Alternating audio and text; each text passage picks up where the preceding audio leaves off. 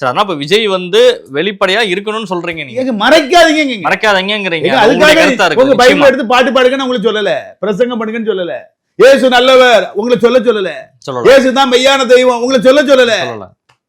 நீங்க தீபாவளி கூப்பிட்டா தீபாவளி போங்க, கிறிஸ்துமஸ் கூப்பிட்டா கிறிஸ்துமஸ் போங்க, ரம்ஜான் கூப்பிட்டா போங்க. நிச்சயமா பட் உங்களுக்குன்னு ஒரு ரிலிஜியஸ் விட்டு ஸ்லிப் ஆகாதீங்கிறது இது தெளிவா நீங்க உணர்த்துறீங்க விஜய். ஆமாங்க, ஓப்பனா சொல்றேன். இதுல பயந்தீங்கன்னா இது என்னங்க இருக்கு? ஒண்ணுமே கிடையாது. என்னது, கிறிஸ்தவ ஓட்டு போயிரும், உங்க பக்கம் வராது. அவன் நாத்திகம் பக்கம் போயிரும். ஏற்கனவே நாத்திகம் பக்கம் தான் கிறிஸ்தவ ஓட்டு இருக்கு.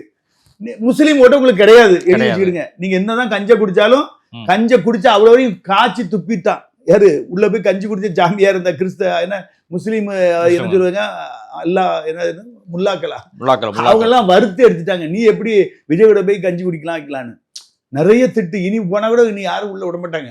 அந்த அளவுக்கு பிரச்சனை பெருசாயிட்டு.